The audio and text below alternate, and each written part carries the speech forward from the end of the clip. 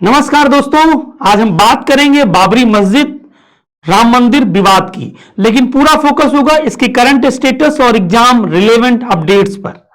अगर विवाद की संक्षिप्त पृष्ठभूमि को जानने का प्रयास करें तो 1528 में बाबरी मस्जिद का निर्माण हुआ। हिंदू मान्यता के अनुसार यह भगवान राम का जन्म स्थान है। 1949 में यहां पर मूर्तियां रखी जाती हैं और इसका ढांचा सील कर दिया जाता है। उसके बाद 6 दिसंबर 1992 इसका जो ढांचा बना था वो गिरा दिया जाता है। फिर यह मामला सुप्रीम कोर्ट तक पहुंचता है। सुप्रीम कोर्ट का जो अंतिम फैसला है वो 9 नवंबर 2019 को संविधान पीठ की 5 जज का ऐतिहासिक निर्णय आता है।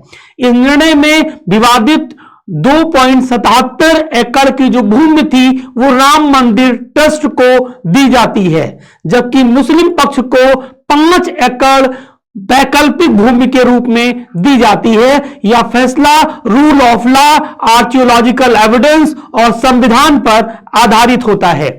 यह फैसला फाइनल और बाइंडिंग है, जो कि आर्टिकल 141 के तहत दिया जाता है। तो राम मंदिर का अभी जो करंट सिनेरियो की स्थिति क्या है, तो इसकी प्राण प्रतिष्ठा 22 जनवरी 2024 को अयोध्या में रामलला की प्राण प्रतिष्ठा हो चुकी है। प्रधानमंत्री नरेंद्र मोदी की उपस्थिति में यहां पर प्राण प्रतिष्ठा होती है। यह एक स्टेट सपोर्टेड कल्चरल इवेंट था, जो कि धार्मिक एक अनुष्ठान नहीं था।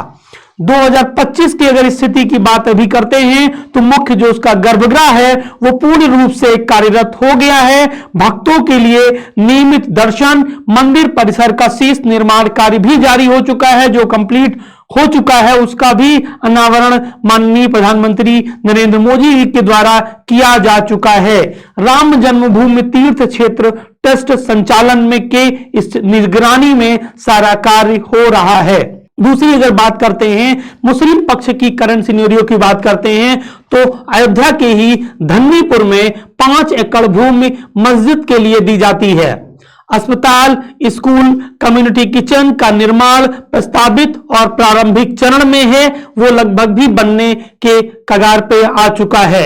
यह फैसला सुलह और पुनर्वास के सिद्धांत पर आधारित है। अगर इसमें पॉलिटिकल और कॉन्स्टिट्यूशनल सिग्निफिकेंस की बात करते हैं, एग्जामिनेशन की कंसर्न के हिसाब से बात करते हैं, तो भारत में जुडिशियल सुप्रीमेसी की पुष्टि होती है, धार्मिक विवाद का संवैधानिक समाधान होता है और एग्जीक्यूटिव ने कोर्ट वर्डिक्ट को भी लागू करने का काम किया। इंटरनल सिक्योरिटी और सोशल स्टेबिलिटी के लिए एक अहम मुद्दा बन जाता है। अगर दोस्तों बात करते हैं यूपीएससी और यूपीपीसीएस के एग्जामिनेशन के की पॉइंट्स के हिसाब से, तो इसका जो मेन इंपॉर्टेंट केस है वो केस, पहला केस होता है एम सिद्दीक धर versus LRS versus मोहंत Suresh Das. दूसरा जो वर्डिक्ट का ईयर माना जाता है वो 2019 है। केस दोबारा मैं रिपीट कर देता हूं, एम सिद्दीक दा THR LRS versus मोहंत Suresh Das, जो कि बहुत इंपॉर्टेंट केस है। और वर्डिक्ट ईयर जो है वो 2019 है और प्राण प्रतिष्ठा 2024 में होती है।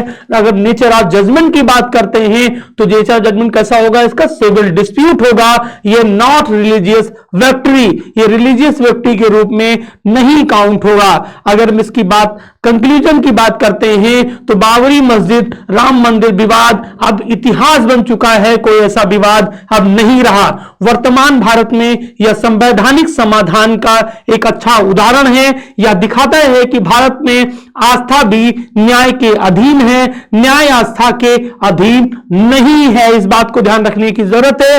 अगर ये आपको current affairs plus history combo का ये सेक्शन पसंद आता है तो वीडियो को लाइक करें, शेयर करें और चैनल को सब्सक्राइब करना ना भूलें। ऐसे ही अपडेटेड और एग्जाम ओरिएंटेड कंटेंट के लिए जुड़े रहें। जय हिंद, जय भारत।